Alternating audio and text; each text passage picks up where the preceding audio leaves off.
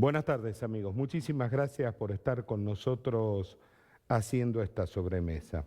En la jornada de hoy, la legislatura de la provincia de Jujuy va a tratar de una manera exprés, como tiene acostumbrado con este tipo de cuestiones, una expropiación de tierras en Caspalá. Este es un tema que se trató excelentemente y profusamente en este programa, ¿no? Pero ahora vamos a tratar de ir por otro lado, porque vamos a ver y vamos a tratar de indagar cuál es el valor que tiene Caspalá, más allá de un valor turístico. También me parece a mí que tiene un valor arqueológico, tiene un valor cultural, tiene un valor de preservación de culturas, ese valor, esa cultura intangible tan valiosa. Entonces me parece que hay que tener mucho cuidado con algunas cosas que se hacen y no todo debe ser mercantilizado y no todo se compra y se vende. Hay cuestiones que hay que cuidarlas. Bueno, hoy vamos a hablar con un experto, nos va a acompañar un arqueólogo, me refiero al señor Gustavo Spadoni, con quien vamos a tratar de entender cuál es ese patrimonio, no solamente arqueológico, sino el patrimonio cultural, ese patrimonio intangible que tiene no solamente Caspalá, sino toda esa región, que no sé si es una bendición o no que haya sido declarado uno de los pueblos más lindos del mundo. Me parece que hay que tomarlo con mucho cuidado y hay que tomarlo sobre todo con pinzas. No vaya a hacer cosas que en Caspalá hagamos lo mismo que hicimos con la Quebrada, que es patrimonio de la UNESCO. 30 segundos y estamos con el arqueólogo Spadoni.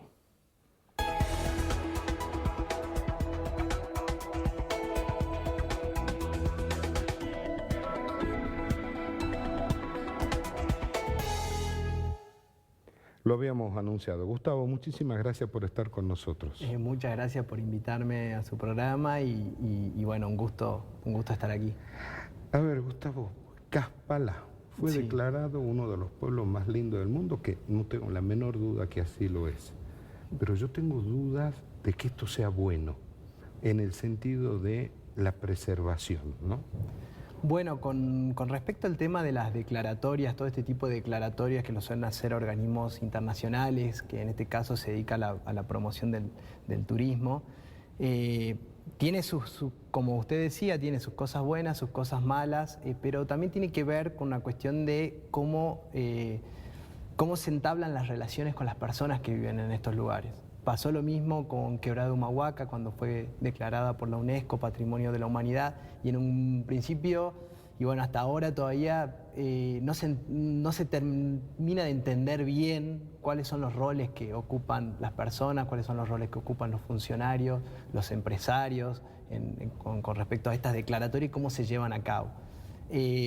Para empezar, mi opinión es que siempre se tiene que tener la opinión que es la más valedera o la que resulta más significativa y la que se tiene que seguir, es la opinión de la gente que vive en los lugares. O sea, esto tiene que ser así siempre, con cualquier declaratoria. Primero, si es que quieren postularse para una declaratoria de este tipo. Segundo, qué beneficios, ser informados sobre qué beneficios pueden obtener al ser declarados con este tipo de promociones. Y si es que quieren entrar en este juego capitalista, digamos, que suelen tener. A ver, esta historia de mercantilizar todo es lo que a mí me asusta. Cuando se declaró al Capac Ñam como patrimonio cultural, me acuerdo que esto fue hace 5 años, 6 años más o menos, conversamos con un colega suyo, con Cristian Vitrí, conversamos en Radio 2. Bueno, y él ponía las bondades del Capac Ñam, explicaba todas las provincias que abarcaba el Capac Ñam. Y países. Y países también, ¿no? Y hay un momento que dice, pero cuidado, dice, que esto es patrimonio cultural, no es patrimonio turístico. Bien. Dice, y hay que marcar bien las diferencias, nos decía él. Y toda esta zona es patrimonio cultural. Es que sí, es un concepto que por ahí tenemos que tener bien en claro.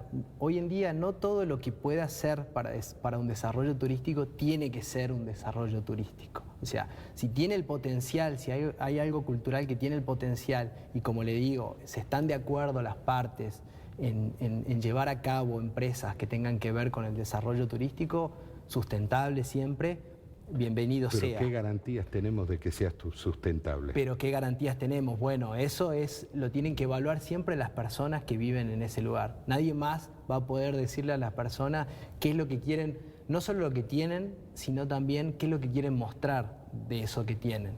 ¿Cuál es la riqueza a su criterio? A ver, nos quedemos un minuto en Caspalá. ¿Cuál es la principal riqueza de Caspalá? ¿Por qué una persona de Francia, de Alemania o de Buenos Aires quisiera ir a Caspalá? Bueno, desde ese punto de vista yo puedo decirlo desde turista, porque he sido turista nada más en Caspalá. Las riquezas culturales la deciden las propias personas, pero desde el punto de vista turístico yo podría decir que me encanta el paisaje que tiene Caspalá, me encantan el bordado de rebozo que poseen esas tradiciones que también están presentes en Ese Santa patrimonio Ana. cultural. También. Ese tipo de manifestaciones culturales únicas que a veces para estas declaratorias lo que se quiere, lo que se busca es que sean algo original, que haya algo original en ese lugar que pueda ser transmitido, que tenga ya también una tradición de hacerse en el lugar. Pero son cosas como muy valiosas, como todas las manifestaciones culturales que tenemos en la provincia, o muchas de las manifestaciones culturales tienen un largo recorrido que no puede ser medido, no puede ser estimado en valor monetario. O sea, todo lo que son tradiciones llevan generaciones y generaciones perfeccionándose, cambiando, pasándose de madre a hija, de padre a hijo. Entonces es difícil medir qué valor puede tener o qué valor le puede encontrar un turista. Un turista puede recoger algo que encuentra en un lugar, una fotografía, una artesanía, y llevarse una parte, una muestra nada más del contenido, del verdadero contenido cultural que puede tener algún material o alguna tradición en particular, ¿no? Y arqueológicamente, ¿Caspalá tiene alguna importancia, ya que entramos directamente en su especialidad? Y arqueológicamente hay sitios que están estipulados dentro de la zona. Hay un sitio, digamos, que como el pueblo antiguo, que se le dice ahí cercano a Caspalá, que es donde se dice que la gente que ahí habitaban, los antiguos pobladores de Caspalá, que ahora son, bueno, ruinas arqueológicas porque fue trasladados, la gente se trasladó a otro lugar.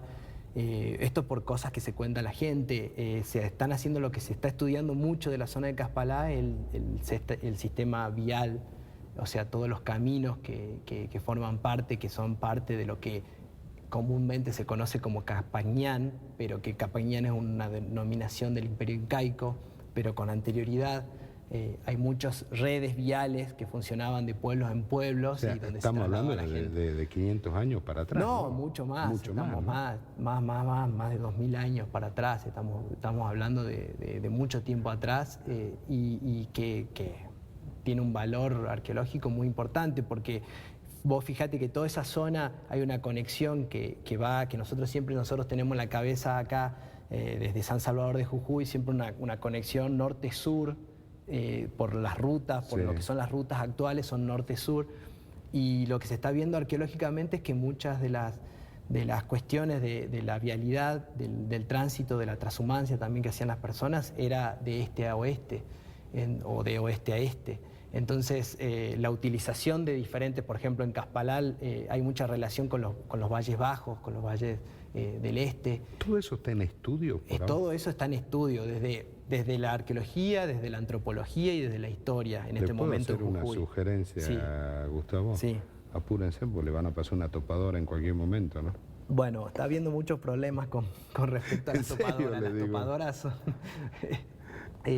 los pueblos en el norte están teniendo muchos problemas con las topadoras y los sitios arqueológicos. Tuvimos en Roderos, tuvimos este año también problemas. O sea, ahí está habiendo problemas, digamos, con las topadoras. ¿Y qué pasa? ¿No hay un mapeo donde digan, miren muchachos, por acá más vale no pasemos porque...? Bueno, a ver, acá hay una problemática que siempre nosotros denunciamos, que es los estudios de impacto arqueológico que se deben hacer para cualquier obra vial, para cualquier obra de infraestructura, y más en lugares como Jujuy, que es de alta densidad arqueológica. Jujuy, Catamarca, Salta son lugares de alta densidad arqueológica, más en zonas rurales. en las zonas urbanas también, solo que quedaron abajo los cimientos de las antiguas poblaciones que vivieron acá en San Salvador de Jujuy, por ejemplo, pero lo que se deben hacer son cumplir con la legislación que está vigente, o sea, hacer los estudios de impacto arqueológico, al igual que están dentro de los estudios de impacto ambiental, para cualquier obra, como cualquier obra. ¿Y por qué no se hacen? Esa es la pregunta. ¿Hay una decisión política de no hacerlos? La decisión política, hay una decisión política yo creo que la más grave es la de no consulta. Primero, antes de empezar a hacer cualquier obra que sea, yo creo que hay una legislación que ampara a los pueblos originarios para que se les haga una consulta previa para cualquier obra. Y es vinculante, o sea, las decisiones que hacen las asambleas originarias son vinculantes. Entonces, y ese es todo un trabajo que se tiene que hacer previo y es un trabajo arduo que nosotros mismos desde la arqueología lo hacemos. O sea, cada vez nosotros no vamos a un lugar y decimos, vamos a investigar las terrazas de cultivo de este lugar y vamos a ver, no. Primero vamos a hablar con la gente que vive en ese lugar, con los dueños y protectores de esos sitios arqueológicos. Y tenemos que llegar a consensos, se llegan a consensos donde se ve cuáles son los beneficios que puede tener la investigación para ellos, cuáles son los beneficios que tiene esa investigación para el conjunto de la sociedad. ¿Es una investigación invasiva? Hay investigaciones invasivas en el sentido invasivo, a ver, vamos a la escala. Nosotros, nuestras excavaciones arqueológicas a veces son de 1 metro por 1 metro y nos vamos para adentro. 2 metros más a lo sumo, para ver una cuestión estratigráfica y ver la cronología, la antigüedad. Pero no llegan con una topadora, levantan todo. No llegamos con una topadora y levantamos todo. Entonces, a escala, lo que nosotros consideramos invasivo, pero sí es invasivo. Cualquier actividad que nosotros hagamos arqueológica es invasivo. Cualquier actividad que haga un otro que viene de otro lugar y se pone a hacer una actividad en un lugar que no es el mismo de uno, está haciendo una actividad invasiva, por más mínima que sea. Hay muchas metodologías arqueológicas que se usan hoy en día, que usamos nosotros hoy en día, y tienen que ver con registrar a través de imágenes satelitales, con dron. Estamos utilizando muchos drones para ver espacialidad, para ver las estructuras, cómo se ven en el paisaje.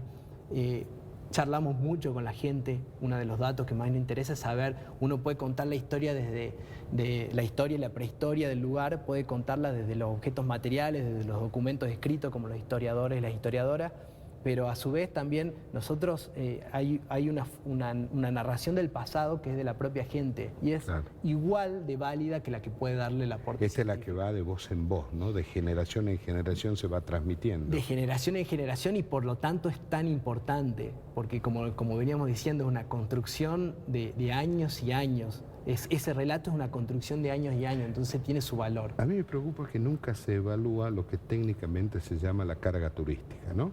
Entonces, en Caspalá puede pasar lo que está pasando en Casabindo. Cada vez que llegue el día de la fiesta de la Virgen, entran colectivos, camiones, camionetas, todo, y explota el pueblo, literalmente explota el pueblo, y esta lógica de mercantilizar lo que es esta honra a la Virgen, lo que hicieron es prácticamente destruir lo que era esa cultura, y ahora están convirtiendo al toreo de la Vincha en un espectáculo. Bien. Eso a mí me preocupa y mucho. En estos momentos sí, son grandes preocupaciones. Tengo entendido, hay laboratorios de turismo en la Universidad Nacional de Jujuy que se están dedicando a investigar este tipo de cosas, este tipo de comportamientos también, porque hay que investigar tanto lo propio como lo ajeno. Sí, el turismo que supuesto. viene de otro lado, qué es lo que está buscando, cómo se puede solucionar.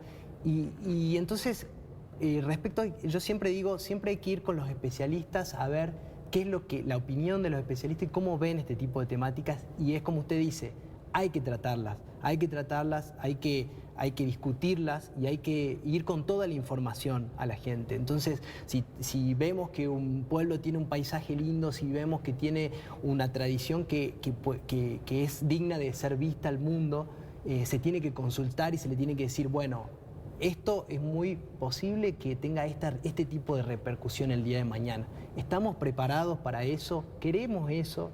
porque pueblos como Caspalá, que son agricultores, que tienen animales en las zonas bajas que se trasladan, que tienen puestos en diferentes lugares de altura, tienen un desarrollo económico distinto, y de pronto el turismo viene, es otra cosa, es otra forma de vida, es otra forma de afrontar el día a día, que como lo hace un agricultor, que como lo hace un ganadero.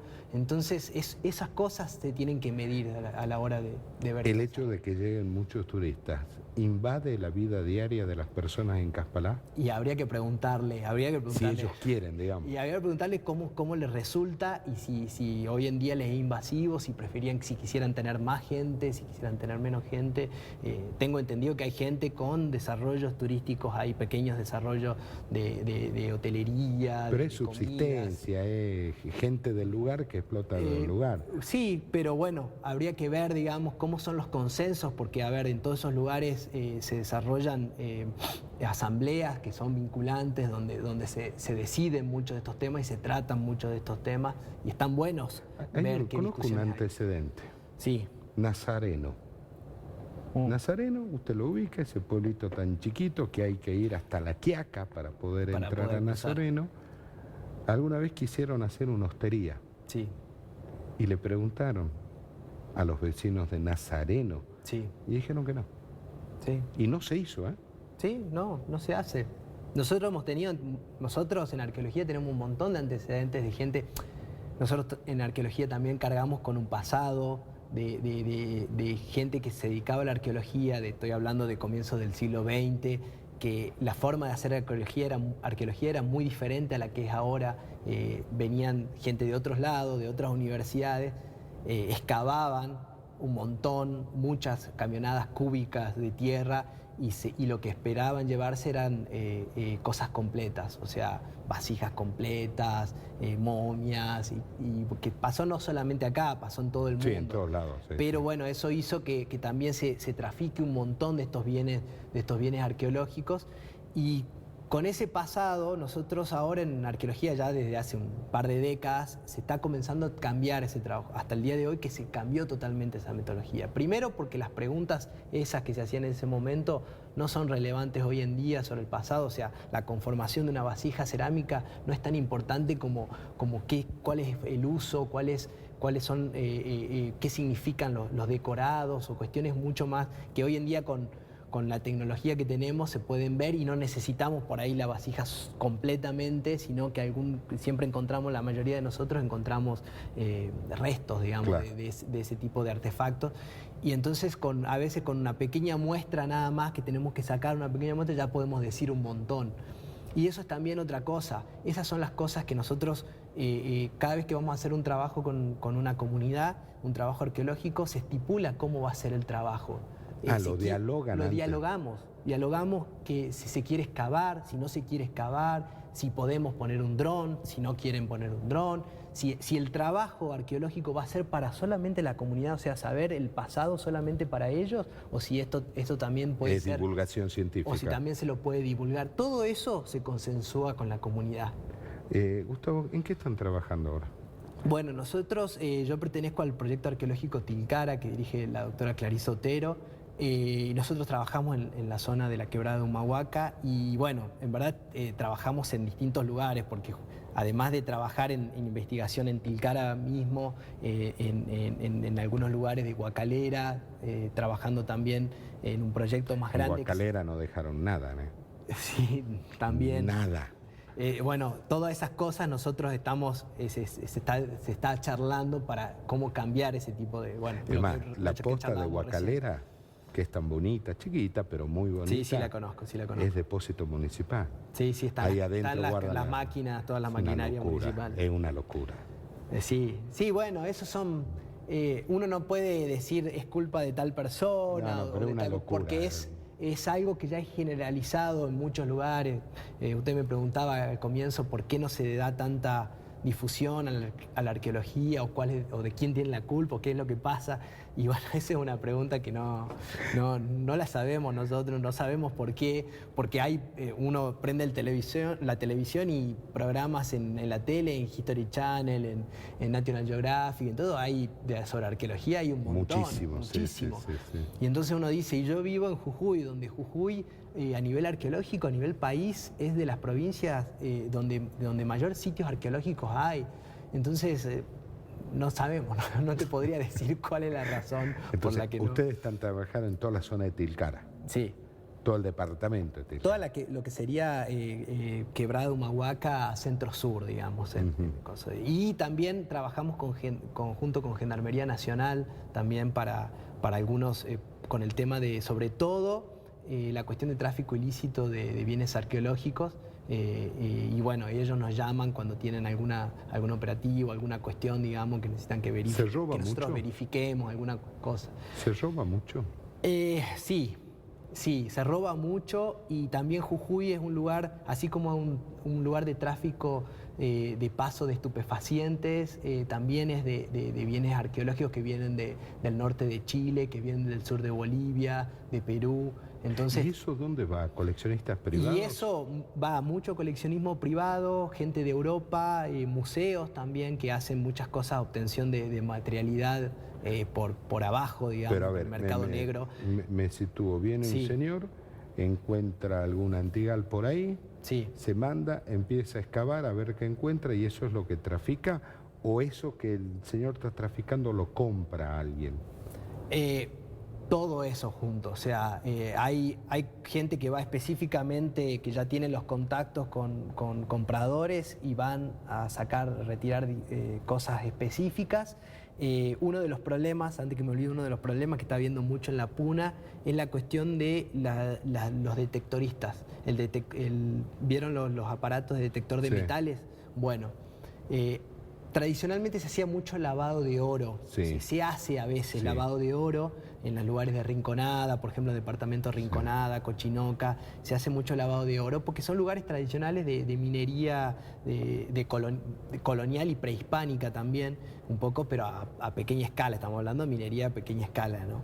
Y se hacía mucho lavado de oro. Y hoy en día tenemos el problema de los detectoristas, porque se empezaron para mejorar, digamos, la forma de obtener ese mineral, se dejó un poco lo tradicional y se empezó a usar detectores de metales. ¿Qué pasa? ¿Qué sucede?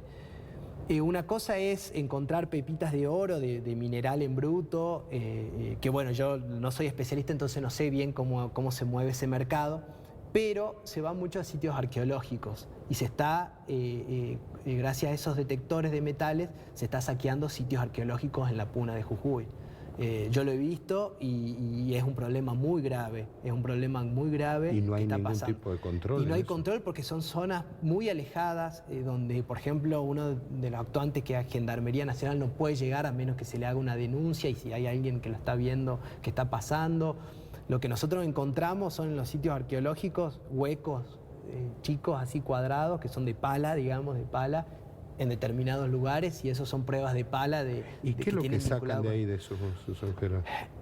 Y hay objetos metálicos. Acá nosotros, o sea, en Jujuy, un periodo el periodo incaico, de expansión del Tahuantinsuyo incaico, donde se manejó mucho el tema de metales como cobre, hay tumis hechos de cobre, digamos, que son como unos adornos así, no sé, se encuentran coronas o cosas así también, se encuentran cosas de oro también. Entonces, o sea, al valor del oro hay que agregarle el valor arqueológico. Y bueno, es que lo que pasa cuando hablamos de valor, cuando es arqueológico, no tiene valor. O sea, no existe eso. Muchas veces hablamos con Gendarmería Nacional, con la gente de la justicia, que nos preguntan sobre, bueno, ¿y cuánto vale tal cosa para poner la multa que tenemos que poner? No hay un valor para lo cultural. Lo cultural es lo que venimos hablando, no hay un valor. No hay un valor estipulado. Si un arqueólogo de ahí, alguien da un valor y dice esto vale tanto, es porque o está haciendo algo ilegal o no sabe.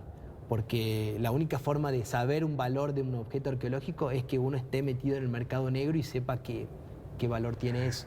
Gustavo, ¿qué tenemos que hacer para cuidar más lo que tenemos? ¿Conocer más lo que hay y a partir de ahí lo vamos a cuidar. ¿Cuál es el punto de partida? Ojo, y esto pretendo involucrar a toda la sociedad, Sí. ¿no? En el cuidado de lo que tenemos. Para mí una de las herramientas primarias es el conocimiento, como usted decía, no podemos cuidar lo que no conocemos, entonces la inversión en el conocimiento, en los proyectos arqueológicos, en los proyectos de investigación histórica, en los proyectos antropológicos es necesaria para saber lo que tenemos. Es necesaria porque también gracias a estos proyectos también se conoce todo lo cultural, no solo lo arqueológico, sino también las tradiciones. Jujuy tiene, y eso hay que decirlo, al tener la Universidad Nacional de Jujuy, tiene recursos humanos muy capacitados para ese tipo de cuestiones, para entablar diálogo con la gente. Le agrego un elemento, no solamente capacitados, sino que quieren lo que hay acá. Y encima lo quieren, o sea, y son de acá. O sea, somos muchos jujeños, yo me incluyo también, que encima, bueno, en mi caso yo estudié en otro lado, estudié en Tucumán, pero con la idea de volver a Jujuy y poder hacer investigaciones acá, y eso es lo principal. O sea, que hay mucha gente que tiene ganas de investigar, que tiene ganas, gente de las mismas poblaciones de pueblos originarios, de pueblos campesinos, o sea, que también, gracias a estar en la universidad acá, va a cursos, está de guía de turismo, está la policía turística ahora, entonces la gente está metiendo cada vez más en carreras universitarias que tienen que ver con antropología, con arqueología. Entonces hay que aprovechar eso. Porque no es solamente que tenemos el paisaje lindo, que tenemos la tradición hermosa, tenemos la gente que lo estudia, que lo puede dar a conocer, mucha capacidad. Y que lo cuida, ¿no? Y que lo cuida. Para ser Jujuy pequeño como somos una población pequeña al hablar de Argentina, por ejemplo. Es impresionante la cantidad de profesionales que tenemos dedicados a las ciencias sociales, y eso hay que aprovecharlo, no podemos. Catamarca no cuidó lo que tenía. Y así está ahora, ¿no? Arrepintiéndose en el alma no haber cuidado lo que tenían que cuidar, ¿no? Lo de Catamarca es un caso especial. Tiene su cosa. Yo hice mi tesis de grado en la Puna de Catamarca, en Antofagasta de la Sierra, en la Puna de Catamarca, y son lugares hermosos. Sí. O sea, lugares riquísimos, con una conservación arqueológica impresionante, al igual que acá, igual que la Puna, y quizás más, muy parecida a la zona de Susque con lo que sería la Puna Salada, digamos, porque es impresionante la sequedad que hay ahí, y eso, la conservación en una cuestión arqueológica es impresionante. Pero ¿qué pasa? Siempre estamos luchando y estamos con la cuestión capitalista, con la minería. Estamos ahí siempre. ¿Qué tiene más relevancia? ¿Qué da más relevancia? ¿El proyecto minero o la cuestión cultural en el lugar? Y seguramente que plata da la cuestión minera. No sé para quién, porque eso también hay que tener en cuenta y eso hay que decirlo. O sea, la plata no es para todo el mundo y también tiene un tiempo. Cuando hablamos de recursos no renovables, tiene un periodo de tiempo. Lo cultural no. Lo cultural no tiene un tiempo. Es para las generaciones venideras. Eso lo tenemos que tener muy en cuenta. Gustavo, gracias por haber venido. No, muchas gracias a ustedes por invitarme. Muchas gracias. Y a ustedes muchísimas gracias por habernos acompañado. Muchas veces nos habrá escuchado decir a nosotros que no todo se compra y se vende.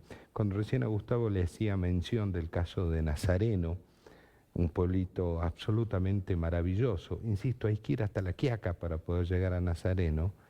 La comunidad, ¿saben a quién le dijo que no? En un plebiscito público, ¿eh? ¿Saben a quién le dijo que no? A Federico Posadas. Gracias por acompañarnos. Dios mediante nos volvemos a juntar y quédese que ya viene Palpara hoy.